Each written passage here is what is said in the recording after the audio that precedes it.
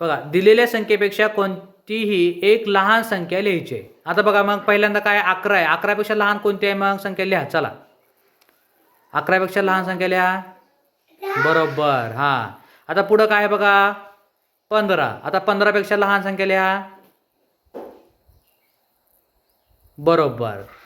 त्यानंतर पुढं काय बघा 10 आहे. 10 पेक्षा लहान कोणती संख्या आहे? 9. बरोबर. पुढं बघा किती आहे 16. 16 पेक्षा लहान संख्या कोणती येणार? बरोबर. आता बघा पुढं बघा 8. 8 पेक्षा लहान संख्या कोणती आहे? बरोबर. त्यानंतर 12 पेक्षा लहान संख्या लिहा.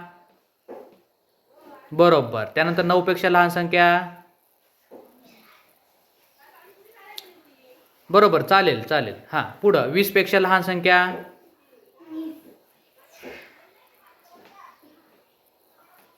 बरोबर. छान. प्रश्न आहे दिलेल्या संख्येपेक्षा कोणती एक मोठी संख्या लिहायची आहे. आता बघा मग पहिली संख्या काय 19. 19 पेक्षा मोठी संख्या लिहा. बरोबर. त्यानंतर काय आहे बघा पुढं 16. 16 पेक्षा मोठी संख्या लिहा.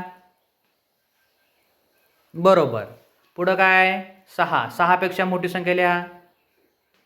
बरोबर. पुढं काय 12. 12 पेक्षा मोठी संख्या लिहा. हां, बरोबर. आता बघा 14 आहे. 14 पेक्षा मोठी संख्या लिहा. बरोबर. 18 पेक्षा मोठी संख्या लिहा.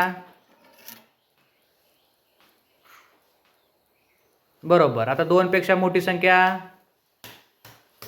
3. बरोबर. 17 पेक्षा मोठी संख्या.